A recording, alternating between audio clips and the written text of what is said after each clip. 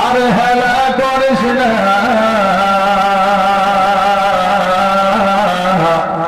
ছেড়ে দে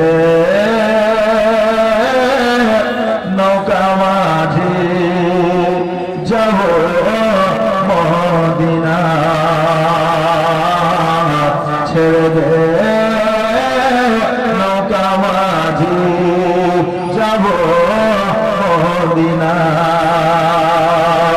মক্কায় নবী এলো মায়া আমিনার ঘরে, হাসিলে হাজার মানি কাঁদিলে মুক্তা ঝরে। দয়ার নবী যার সহায়, দয়ার নবী যার সহায়, তার কিসের ভাবনা,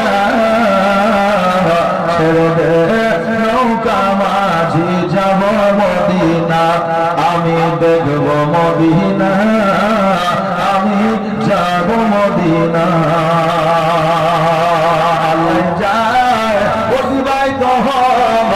এইদিকে হযরত আব্দুল মুত্তালিব রাদিয়াল্লাহু তাআলা আনহু আপনার জমজমের পানি যেন আপনার উৎপন্ন করার জন্য আপনার যাইতেছে মক্কাতে। এবার বাবাজি ভাইরা কেমন করে আপনার জমজমের পানি উদ্ধারের জন্য যাইতেছে, রাত্রিকালের শব্দের মাধ্যমে আমার আল্লাহ ডাক দিয়া বলে, আব্দুল মুত্তালিব শোনো, ইসমাইলের পায়ে গুলির ডাব্বা যে জমজমের পানি উঠেছিল, ওই পানিটা মাটির মধ্যে ঢেকে গিয়েছে, ওই পানিটা আর ওঠে না, তবে ওই পানিটা তুমি উদ্ধার করো।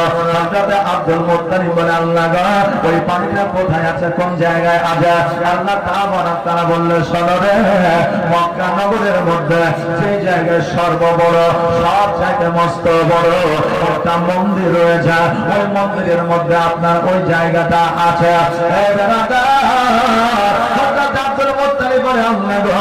যেখানে মূর্তি পূজকদের আপনার মন্দির আছে, ওই জায়গায় জমজমের পানি আমি কেমন করে উদ্ধার করবো? আল্লাহ তাআলা বললে, হে আব্দুল মুত্তালিব, আমি আল্লাহ উদ্ধার করে নিব, সেটা তোমার মাধ্যমে। জোরে বলেন সুবহানাল্লাহ। হযরত আব্দুল মুত্তালিব রাদিয়াল্লাহু তাআলা আনহু গোটে গোটে পায়ে জানো আপনার ওই মন্দিরের মধ্যে পৌঁছানোর পরে যেন বাবা খনন করতে আরম্ভ করেছে। হঠাৎ করে আপনার ওই এলাকার মানুষজন এসে যারা মূর্তি পূজা করে, যারা পাথর পূজা করে, যারা সূর্য পরে পূজা করে, যারা চন্দ্র পূজা করে, যারা গাছ পূজা করে, তারা এসে হাজির হয়ে গেছে। আব্দুল মুত্তালিবকে বলতেছে, আব্দুল মুত্তালিব, আজকে আমাদের ধর্মের জায়গা তুমি খনন কেন করো?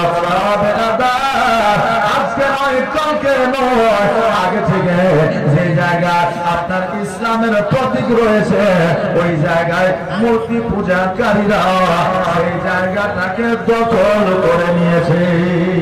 এটা আজকের অভ্যাস না, এটা অতীতের অভ্যাস। কারণ যে কাবা ঘরে বলে না যে আপনার 100 নয়, 200 নয়, 313টা মূর্তি পূজা ছিল, বলে কি বলে না? ওই কাবা ঘর যখন ইসমাইল আলাইহিস সালাম যখন আপনার জগৎ থেকে হযরত ইব্রাহিম আলাইহিস সালামের আমলে আপনার ইব্রাহিম আলাইহিস সালামকে যখন আপনার পিতা মাতা যখন বাড়ি থেকে আপনার যখন আপনার ত্যাগ করে দিল পিতা মাতা, তখন কিন্তু ওই আপনার কাবা ঘরের মধ্যে আপনার মূর্তি পূজা ঢুকিয়ে দেওয়া হয়েছিল। কারণ তখন ইসলামের মানুষ খুব কম ছিল। কারণ এই ইসলাম গ্রহণ করার পরে মানুষ যখন ঈমান হারা হয়ে যাচ্ছে, হচ্ছে না ইসলাম ধর্মের মধ্যে আছে ঠিকই, কিন্তু নামাজ পড়ে না, রোজা করে না, তারপরে কালেমা জানে না, 5 কলেমা জানে না, নবী মুস্তাফা সাল্লাল্লাহু আলাইহি সাল্লাম আমাদের আখেরি পয়গম্বর সেটা জানে না। বাংলাদেশে একজনকে জিজ্ঞাসা করছে আমাদের শেষ নবী কে, তো বলছে আমাদের হাসিনা। আমাদের জিজ্ঞাসা করছে, বলছে আমাদের শেষ নবীর নাম কি, তো বলছে ডাক্তার শেখ হাসিনা। আচ্ছা বলেন, এই মুসলমান কবরে গিয়ে যখন প্রশ্ন করা হবে যে মান রব্বুকা মা দীনুকা ওয়া নবিয়ুকা, তো এই প্রশ্নের উত্তর দিতে পারবে? পারবে জি? পারবে না। তো এইরকম মুসলমান আছে না নাই? আছে। এইরকম মুসলমান যদি থাকে তো মসজিদে মূর্তি হলেই বা কি, আর মূর্তির জায়গায় মসজিদ হলেই বা কি, নাকি? কথা ঠিক না ভুল? যে যদি আমাদের ইবাদতই না থাকে, তাহলে ইবাদতের প্রতি মহব্বত কি থাকবে? নিজের ভাইয়ের প্রতি যদি মহব্বত না থাকে, চাচতো ভাইয়ের উপরে কি মহব্বত থাকবে? চাচতো ভাইয়ের উপরে যদি মহব্বত না থাকে, পাড়া প্রতিবেশীর উপরে কি মহব্বত থাকবে? আচ্ছা, পাড়া প্রতিবেশীর প্রতি যদি মহব্বত না থাকে, তো বিদেশের ফিলিস্তিনি মুসলমানের উপর মহব্বত থাকবে? থাকবে না। আগে নিজের ভাইকে ভালোবাসো, অপর ভাইয়ের প্রতি ভালোবাসা অটোমেটিক চলে আসবে। যদি বলে সুবহানাল্লাহ। বাপজি ভাইরা, আমি বলতেছিলাম এবার ওই জায়গাটা যখন খনন করতে আরম্ভ করেছে সবাই এসে হাজির। বলছে এই জায়গা খনন করছো কেন? বলে এই জায়গাটা হচ্ছে মুসলিমদের জায়গা, কারণ এখানে জমজমের পানি আছে। বলছে আজকে নাই, কালকে নাই, পরশু নাই, আজকে আমরা 70 বছর, 80 বছর, 100 বছর থেকে এই জায়গায় আমরা মূর্তি পূজা করছি, আর এই জায়গায় বলছে জমজমের পানি আছে। তোমার কি মাথা টাথা খারাপ হয়েছে নাকি? হযরত আব্দুল মুত্তালিব বলছে না, এই জায়গায় জমজমের পানি আছে। জমজমের পানি না, যাও এখান থেকে। ওকে কিন্তু দূর দূর করে তাড়িয়ে দেওয়া হলো। মানে যে যখন দেখবেন ক্ষমতা যার, পাওয়ারও তার, নাকি টাকা যার, বুদ্ধিও তার, নাকি বলেন? এখন মায়েদেরকে দেখবেন লক্ষ্মী ভান্ডারে টাকা দিচ্ছে, মায়েদের এখন বুদ্ধি বেড়ে গেছে, জানেন কি? হ্যাঁ, আমার মায়েদের বুদ্ধি বেড়ে গেছে। মায়েরা আবার রাগ করিয়েন না, মায়েরা এখন এত চালাক, ভাত রান্না করছে আর মোবাইলে সিরিয়াল দেখছে। এই সিরিয়াল দেখতে দেখতে এদিকে ভাতও পুড়ে গেছে, এদিকে সিরিয়ালও শেষ হয়নি, এদিকে সিরিয়ালের নেশাতেও আছে। হঠাৎ করে গন্ধ পেয়েছে, ভাতটা তো পুড়ে গেল, জলদি করে যায় দেখে আসলে ভাত পুড়ে গেছে। এখন অতগুলো ভাত ফেলে দেওয়া যায় না, আর স্বামীকে খাওয়ানো যায় না। খাওয়াতে গেলে মার খেতে হবে, ফেলে দিলেও মার খেতে হবে। ইয়াই খাইয়ে দিব, ডবল খাটনি করতে পারবো না। এবার বুঝলেন পুরা ভাত নিয়ে যায় স্বামীর সামনে দিয়েছে, স্বামী মাঠে থেকে এসে খেতে বসেছে। এবার বলছে হারে রহিমের মা, এই ভাত গুলা পুরো পুরো বন্ধ করছে কেন? তখন রহিমের মা বলছে তুমি খেপা তো সারা জীবন খেপাই খেয়ে গেলে, বুদ্ধি আর হইল না। বলে কেন? বলে তান্দুরি রুটি কোনদিন খাইছো? বলে ফারাক্কায় কত খাইলাম, এই কে দিয়ে এসে কত খাইলাম। ওই তান্দুরি রুটি পুরা পুরা বন্ধ করে না? বলছে করে। আমি আজকে তান্দুরি রাইস বানিয়েছি, খাইয়া। এখন স্বামী বলছে যে তাই তো দিদি আমার কষ্ট করে তান্দুরি রাইস বানিয়েছে, খেয়ে যে এখন এই লোককে ভান্ডারের টাকা পাইয়া আমার মা বোনেরা বলছে স্বামীদের মাঝে কেউ তো সবাই না, কেউ তো বোকা বানাইছে, কথা বুঝলেন না, চালাক হয়েছে। তবে বাবজি ভাইরা, মায়েদের হাতে যদি টাকা থাকে, পয়সা থাকে, এই টাকা বেফালতু খরচা করে না। স্বামীর প্রতি যদি মহব্বত থাকে, স্বামীর অভাবে স্ত্রী ওই টাকাটাই আগিয়ে দেয়। জোরে বলে সুবহানাল্লাহ। জি, দিদিরা আগিয়ে দেয় বাবজি ভাইরা। তবে সবাই না, তবে অনেকে চালাক হয়েছে। ইসলামিয়া জোর যার দেখবেন ক্ষমতা তখন তার হাতে থাকে। এবার হযরতে আব্দুল মুত্তালিব রাদিয়াল্লাহু তাআলা আনহুকে যারা তারা দিল, আব্দুল মুত্তালিব বাড়ির মধ্যে আসলো। আসার পরে আবার পরের দিন পড়তে যাওয়ার চেষ্টা করলো, কিন্তু হলো না। আব্দুল মুত্তালিব রাদিয়াল্লাহু তাআলা আনহু তিনি চিন্তা করলেন, আল্লাহ গো, আজকে যারা আমাকে তাড়াইয়া দিচ্ছে, জমজমের পানি উদ্ধার করতে পারছে না, আমাকে এত সন্তান দাও, এত সন্তান দাও। আমার সন্তান যখন বেশি হয়ে যাবে, আমার সন্তানদের লইয়া জমজমের পানি উদ্ধার করবো। জোরে বলেন সুবহানাল্লাহ। হযরত আব্দুল মুত্তালিব রাদিয়াল্লাহু তাআলা আনহু যেন বাবা এই জন্য একটা নয়, দুইটা নয়, পাঁচটা নয়, সাতটা নয়, 10টা সন্তান জগতের মধ্যে আমার আল্লাহ তাবারক তাআলা দিয়েছিলেন। কোন রাবী বলেছে হযরত আব্দুল্লাহ রাদিয়াল্লাহু তাআলা আনহুকে দিয়ে 11টা, কোন রাবী বলেছেন না 10টা। এবার হযরত আব্দুল মুত্তালিব রাদিয়াল্লাহু তাআলা আনহু ওই 10টা সন্তানকে লইয়া জমজমের পানি উদ্ধার করতে গেল। আচ্ছা বলেন, 10টা লাঠি যদি এক জায়গায় থাকে, কেউ কি হঠাৎ করে আসতে পারবে? পারবে যে? পারবে না। এই জন্য আমার নবী বলেছেন, ভাই ভাই কোনদিন ভিন্ন হয়েও না, আলাদা হয়েও না। কিন্তু আমাদের মনে হয় যে আলাদা হওয়া, ভিন্ন হওয়া মনে হয় সুন্নাত, বিয়ে করার পরেই ভিন্ন হয়ে যাবে নাকি? কেউ সুন্নাত পালন হোক আর না হোক, এই বিবাহ সুন্নাতটা হয়। আর বিয়ের পরেই 1 মাস পার না হইতেই ছেলের মনের চিন্তা যে বাপ টাকা খেয়ে দেয়, আর বাপ মায়ের মনের চিন্তা যে ছেলে টাকা পকেটে রেখে দেয়। বুঝলেন না? 1 মাস পার না হইতে এবার অটোমেটিক ভিন্ন হয়ে যায়। বাপজি ভাইরা, আমরা মাঝের মধ্যে শুনি যে সন্তান যদি পিতামাতা খিদমত না করে, সেবা না করে, না দেখে, তো কিয়ামতে জবাব দিতে হবে। কিন্তু এটা কি আমরা জানি যে সন্তানকে যদি সঠিকভাবে হক না দিই, সন্তানকে যদি সঠিকভাবে না দেখি, সন্তানকে যদি সঠিকভাবে ভালোবাসা না দিই, তাহলে আমাকেও কাল কিয়ামতের দিনে জবাব দিতে হবে। কথা কি বুঝলেন? হ্যাঁ, একজন মহিলা 500 টাকা দিয়েছে, তো ওই বাপমাকেও কিয়ামতের জবাব দিতে হবে।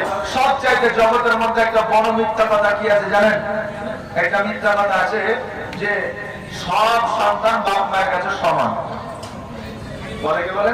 সব সন্তান বাপ মায়ের কাছে সমান। কিন্তু ওই ইতিহাসের পাতা দেখবেন, বাড়িতে বাড়িতে যে খোঁজ নেবেন যে দুইটা বেটা আলাদা, দুইটা বেটা কাছে থাকে, তার মধ্যে একটা বেটাকে সদর দিয়েছে, দুইটা বেটাকে মবসর দিয়েছে। হয় কি হয় না? হয় না? হয়। তাহলে সব বেটায় যদি সঠিক ভালোবাসা হয় তাহলে হকও সমান পাবে, তাহলে হকও সমান পাবে, সমান হক দিবে। আর যদি সমান হক না দিয়ে যদি বলেন আমি সব বেটাকে আমি ভালোবাসি একই, তাহলে ওটা মিথ্যা কথা। কারণ ওকে দুবিঘে দিলে ওকেও দুবিঘে দিতে হবে, সে খারাপ হোক আর ভালো হোক। তোমার হক আদায় করতে হবে সন্তানের উপরে, অতএব হক তোমার সন্তানকে তোমাকে বুঝিয়ে দিতে হবে, নচেৎ কিয়ামতের দিন জবাব দিতে হবে।